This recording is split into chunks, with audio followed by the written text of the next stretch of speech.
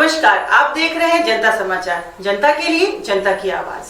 तो आइए खबरों का सिलसिला जारी रखते हैं। मध्य प्रदेश में 3 नवंबर को होने वाले उपचुनाव के चलते राजनीतिक पारा गरमाया हुआ है। शिवपुरी की पोरी विधानसभा बीजेपी के अनुसूचित जाति मोर्चा के राष्ट्रीय अध्यक्ष लाल सिंह आर्य ने कार्यकर्ता सम्मेलन को संबोधित करते हुए कांग्रेस को डकैत बता दिया। लाल सिंह आर्य ने कहा कि कांग्रेस के डकैत चुनाव में आएंगे और समाज के लोगों से कहेंगे कि बीजेपी को वोट मत देना, नहीं तो संविधान खत्म कर देंगे, आरक्षण खत्म कर देंगे। और हमारे ही समाज के लोग इनकी झूठी बातों में आ जाते हैं। कांग्रेस और बीएसपी केवल वोट के लिए झूठ बोलते हैं। अटल बिहारी वाजपेयी 6 वर्षों तक प्रधानमंत्री रहे, नरेंद्र मोदी 7 साल से प्रधानमंत्री और शिवराज सिंह 15 साल से मुख्यमंत्री है। क्या किसी का आरक्षण या संविधान खत्म हुआ? आर्य ने आगे कहा कि वोट कबाड़ने के लिए झूठ बोल रहे कांग्रेस और बीएसपी ने हमारे समाज का बेड़ा गर्क कर दिया, जबकि बिना किसी भेदभाव के प्रधानमंत्री नरेंद्र मोदी सभी को पीएम आवास, शौचालय, मुफ्त रसोई गैस, किसानों को सम्मान निधि 6000 और हर गरीब को साल में 5 लाख रुपए तक मुफ्त इलाज देने की व्यवस्था कर गरीबों को सम्मान से जीने का हक देने का काम कर रहे हैं। पटना के जनार्दन घाट पे आज केंद्रीय मंत्री रामविलास पासवान के पार्थिव शरीर को मुखाग्नि दे दी गई। उनके बेटे चिराग पासवान ने अंतिम संस्कार किया। जनार्दन घाट पर आज एनडीए के कई वरिष्ठ नेता उपस्थित थे।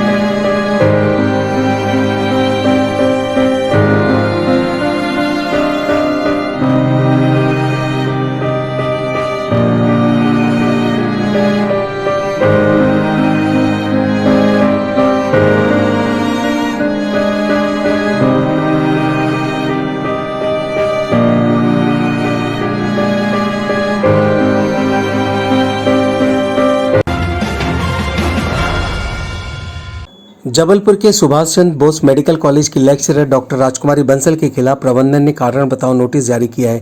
प्रबंधन का कहना है कोई भी सरकारी कर्मचारी इस तरह के प्रदर्शन में हिस्सा नहीं ले सकता। लेक्चरर राजकुमारी बंसल हाथरस में पीड़ित परिवार के साथ रही थी और प्रदर्शन में शामिल हुई थी। जबलपुर मेडिकल कॉलेज के फॉरेंसिक डिपार्टमेंट की लेक्चरर डॉक्टर राजकुमारी बंसल हाथरस गई थी और वहां पीड़ित परिवार के साथ 4 दिनों तक रही थी। इस पर राजकुमारी बंसल का कहना है कि उन्होंने इस दौरान पीड़ित परिवार के साथ सहानुभूति व्यक्त की। उनका मानना है कि किसी के साथ सहानुभूति व्यक्त करना, किसी पीड़ित परिवार से मिलना या किसी की मदद करना सरकारी नियमों के खिलाफ नहीं है। डॉक्टर राजकुमारी बंसल का कहना है कि यदि इसके बाद भी मेडिकल कॉलेज प्रबंधन उनके खिलाफ कार्रवाई करना चाहता है तो वो कर सकता है।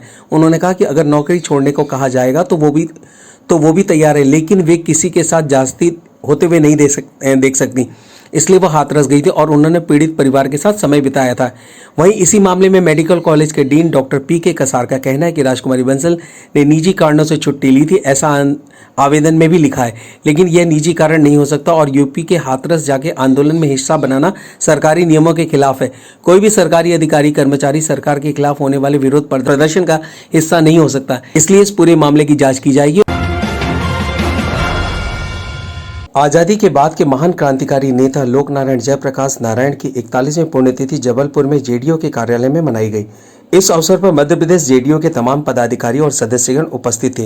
इंदिरा गांधी सरकार के समय, आपातकाल के समय लोक नारायण जयप्रकाश का आंदोलन इतिहास में स्वर्णिम अक्षरों से लिखा हुआ है।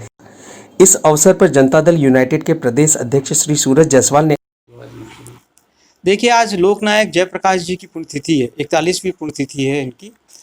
और लोकनायक जयप्रकाश जी समाजवादी आंदोलन के नेता रहे हैं। जब पूरे देश के अंदर इंदिरा जी के तानाशाह रवैये को लेकर देश में इमरजेंसी लागू की गई, पूरे देश से सभी अधिकार जो संविधान के अधिकार थे वो छीन लिए गए थे। ऐसी स्थिति में जेपी साहब ने इस देश के सभी राजनीतिक दलों को इकट्ठा किया और उनका नेतृत्व करते हुए उन्होंने एक संपूर्ण क्रांति के नाम से देश में आंदोलन चलाया, जिसका परिणाम ये रहा कि इंदिरा जी को इमरजेंसी हटानी पड़ी और जो उसके बाद जो चुनाव हुआ उसमें कांग्रेस को हार का सामना करना पड़ा।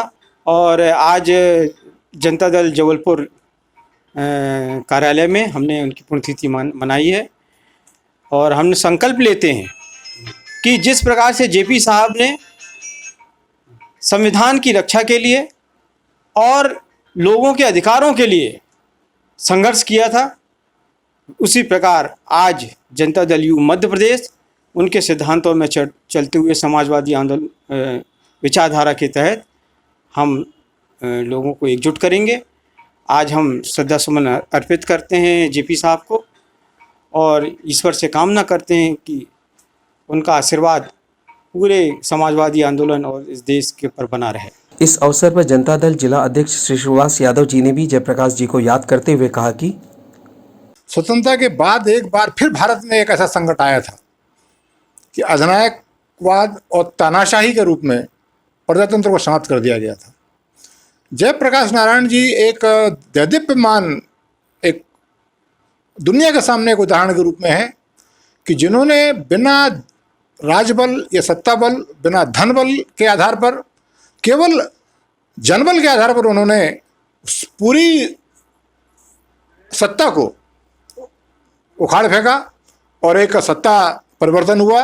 एक समग्र क्रांति का उन्होंने नारा दिया हुआ था और एक इतना अच्छा उनका एक उदाहरण है बने प्रजातांत्रिक इतिहास में रहेगा कि उन्होंने जिस तरीके से हिंदुस्तान को एक दिशा दी और समाजवादी आधार पर, समाजवादी सिद्धांतों पर चलते हुए प्रजातंत्र की रक्षा के संघर्षों के लिए एक मार्ग, एक उदाहरण प्रस्तुत किया। हम लोग उसकी बहुत ही प्रशंसक हैं और उन्हीं के सिद्धांतों पर जनता दल चल रहा है। हाल में वीआरएस लेकर राजनीति में आने वाले बिहार के डीजीपी गुप्तेश्वर पांडे को उनके रॉबिनहुड अवतार का कोई फायदा नहीं मिल पाया। वो बिहार के बक्सर से चुनाव लड़ना चाहते थे, पर सीट बंटवारे में बक्सर की सीट बीजेपी के कोटे में चली गई। पूर्व डीजीपी पर पूर्व कांस्टेबल परशुराम भारी पड़ गए, उन्हें बीजेपी ने अपना उम्मीदवार बनाया है। चुनाव में लड़ सकता था, किसी कारणवश ये समीकरण नहीं बैठा। राजनीति में बहुत सारी मजबूरियां होती हैं, तो मैं इस बार विधानसभा का चुनाव नहीं लड़ रहा हूं, लेकिन मैं एनडीए के साथ हूं, एनडीए के साथ रहूंगा। और जब हम नहीं ठगे गए हैं।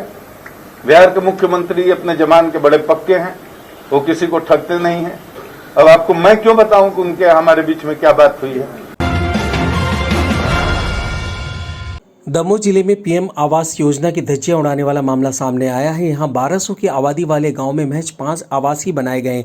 यही नहीं, जहां आवास का निर्माण किया गया वहां ग्रामीणों को अब तक मजदूरी की राशि तक नहीं मिली है। प्रधानमंत्री आवास योजना से अब धीरे धीरे लोगों का विश्वास खत्म होता जा रहा है, जिसका मुख्य कारण ग्रामीण क्षेत्रों में प्रतिनिधि सरपंच का गैर जिम्मेदाराना रवैया है। सिर्फ इतना ही नहीं, प्रशासनिक अधिकारी सचिव द्वारा ग्रामीण स्तर पर समस्याओं को सिरे से दरकिनार कर दिया जाता है। यही वजह है कि करीब 1200 की आबादी वाले जगथर गांव पंचायत में महज 5 प्रधानमंत्री आवास निकले हैं, वह भी जब कुछ राशि सरपंच सचिव को दे दी गई, जिसकी जानकारी ग्रामीणों द्वारा बताई गई है। आम जनों पर रोक और रसूखदारों पर रियायत के आरोप पुलिस पर कोई आम बात नहीं है, ये पहले भी लगते रहे हैं। ऐसे आरोपों से खाकी न जाने कितने बार दागदार हो चुकी है। वर्दी को कलंकित करता एक और मामला सागर के बंडा से सामने आया है, जहां ट्रैक्टर चोरी होने की शिकायत करने पीड़िता पुलिस चौकी गई, लेकिन उसकी शिकायत लिखने की जगह न सिर्फ उसके साथ अभद्र व्यवहार किया गया, बल्कि उसकी नाबालिग मासूम बेटी को थप्पड़ जड़ दिया, जिससे आहत महिला ने जहर खाके अपनी जीवन लीला समाप्त कर ली। महिला की मौत के बाद परिजनों सहित स्थानीय लोगों ने सड़क पर शव रखकर चक्का जाम कर दिया, जिसके बाद मामले की गंभीरता को देखते हुए सागर एसपी अतुल सिंह बंडा पहुंचे और चक्का जाम कर रहे परिवार के अन्य लोगों को समझाया। इसके बाद एसपी ने बंडा थाने के प्रभारी को लाइन हाजिर करते हुए जांच के बाद दोषियों पर कार्रवाई का आश्वासन दिया, जिसके बाद लोगों का गुस्सा शांत हुआ और चक्का जाम हटाया गया। बताया जाता है कि सागर जिले के वंडा विधानसभा क्षेत्र के 12 चौकी अंतर्गत कुछ दिन पहले मृतका दुर्गेशी राजपूत का ट्रैक्टर चोरी हुआ था। मृतका के अनुसार ट्रैक्टर गांव के ही 12 समिति प्रबंधक रामरतन मिश्रा के पास मिला। मृतका ने इस मामले में ट्रैक्टर दिलाने के साथ समिति प्रबंधक पर कार्रवाई करने की मांग की, लेकिन वंडा थाने के टीआई प्रशांत सेन ने उस समिति प्रबंधक पर कार्रवाई करने के बजाय मृतका की छोटी सी बेटी को चाटा मार दिया और उनके परिजनों को गाली देकर थाने से भगा दिया। मामले में कोई कार्रवाई नहीं होने से आहत महिला ने 2 दिन बाद जहर खा के आत्महत्या कर ली। परिजन उसे हॉस्पिटल लाए लेकिन डॉक्टरों ने उसे मृत घोषित कर दिया। जबलपुर डिस्चार्ज हुए 114 व्यक्तियों को मिलाकर कोरोना के संक्रमण से मुक्त होने वाले मरीजों की संख्या 10,177 हो गई है। जबलपुर में रिकवरी रेट बढ़कर अब 89.89% हो गया है, अर्थात कुल कोरोना मरीजों में से 89.89% स्वस्थ होकर घर जा चुके हैं। कल शुक्रवार की शाम 6 बजे से शनिवार शाम 6 बजे तक बीते 24 घंटों के दौरान आए 103 कोरोना संक्रमितों को मिलाकर जबलपुर में कोरोना पॉजिटिव व्यक्तियों की संख्या 11,321 हो गई है। बीते 24 घंटों के दौरान 2 व्यक्तियों की मृत्यु की रिपोर्ट प्राप्त हुई है, जिन्हें मिलाकर जबलपुर में कोरोना से अब तक 179 व्यक्तियों की मृत्यु हो चुकी है। जबलपुर में कोरोना के एक्टिव केस 965 हो गए हैं। जबलपुर में आज कोरोना टेस्ट हेतु 1506 व्यक्तियों का सैंपल लिया गया है। इस बुलेटिन में इतना ही। तो बने रहिए जनता समाचार के साथ, जनता के लिए जनता की आवाज। आप देख रहे हैं जनता के लिए जनता की आवाज जनता समाचार। अन्य खबरों के लिए हमारा चैनल सब्सक्राइब करें।